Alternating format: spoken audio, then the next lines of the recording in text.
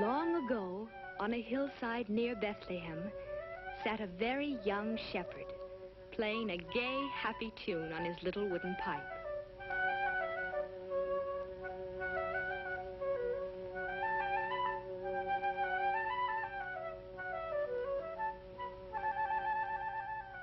In that year, the Emperor of Rome had ordered all the people to be counted and taxed, each man in his own city.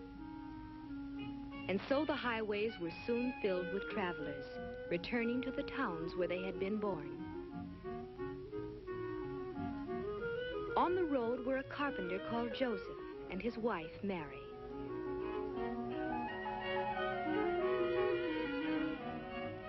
Their hometown, Bethlehem, was a city now filled with visitors, all looking for places to stay. And by twilight, Joseph and Mary were weary of searching.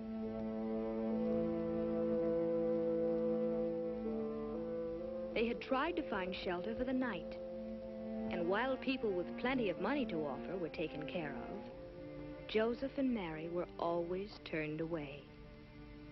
Each place they stopped seemed to be full.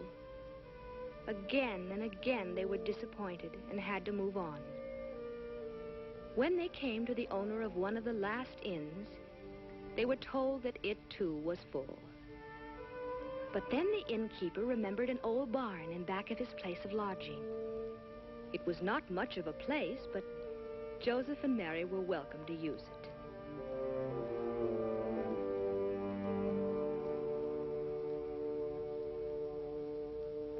This was where they would stay for the night. And in this old, dingy stable, the animals made room for the unexpected guests. As Joseph made Mary comfortable and the weary tourists took their rest, night settled over Bethlehem.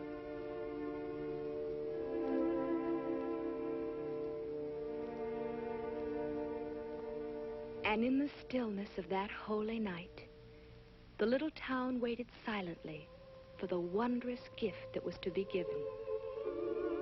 In the sky that night, in the sky above the sleeping city, a strange new star appeared, the Star of Bethlehem, telling of the birth of a great new king to be cradled in a manger.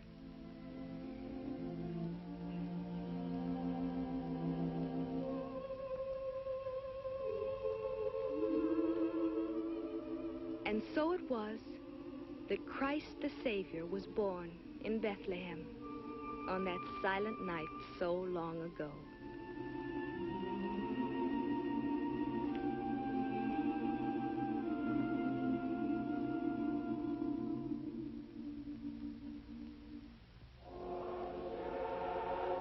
Nearby in the countryside, the shepherds were watching by their fires.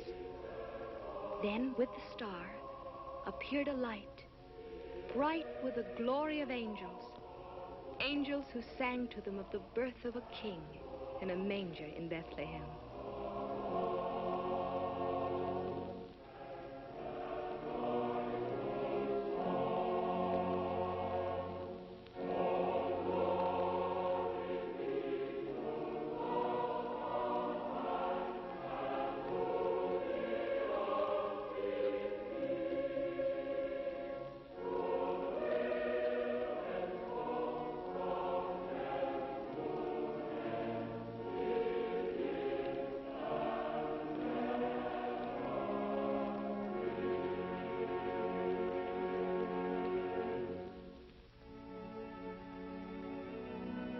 Full of wonder and surprise, the shepherds hoped to see the child of whom the angels sang.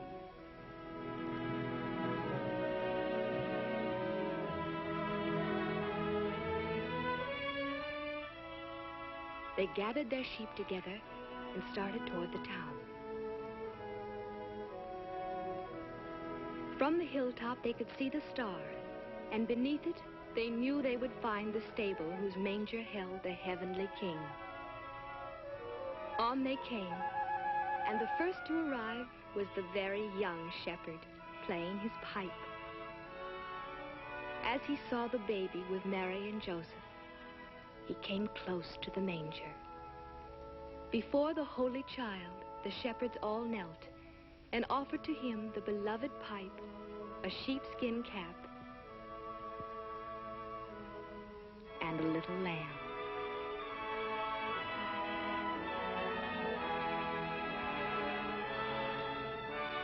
And when they had worshipped him, they would go to tell others of this wonderful thing that had happened.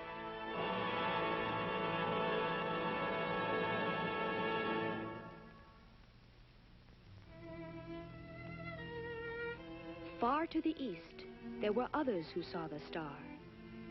In Turkestan, a princely astronomer sat studying his instruments. And suddenly in the sky above, the new star shone.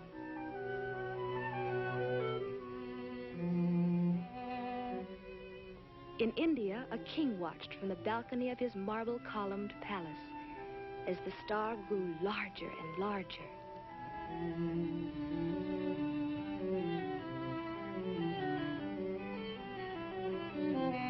And on the desert sands of Arabia, a ruler was gazing toward the heavens, seeing that same star as it told of the new king's birth.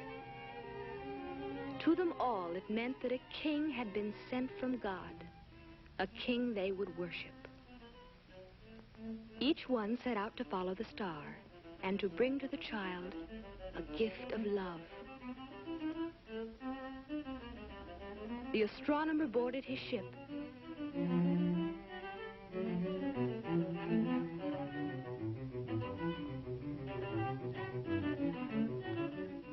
and sailed over the waves toward the guiding star.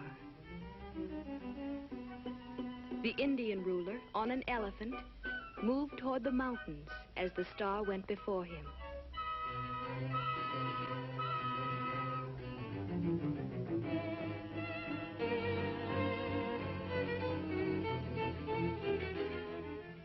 And from Arabia, across the desert, came the third king on a camel. It was a long journey and a hard one for all of them. But as they followed the star, each came nearer to the land of Israel, where Herod ruled.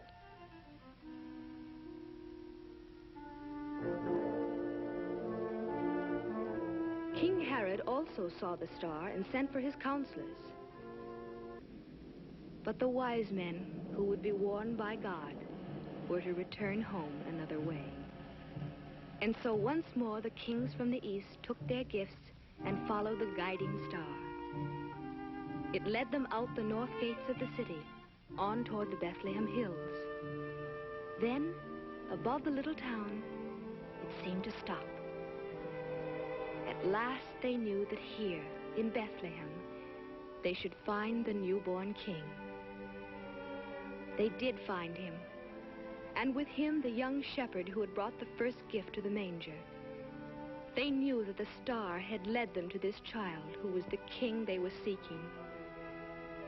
The wise men went into the Holy Family and offered their gifts to the infant Jesus.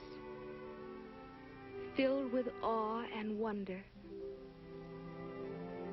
they knelt before him and put at his feet a crown of gold,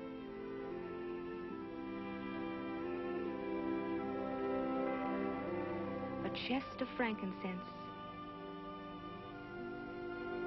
a jar of myrrh.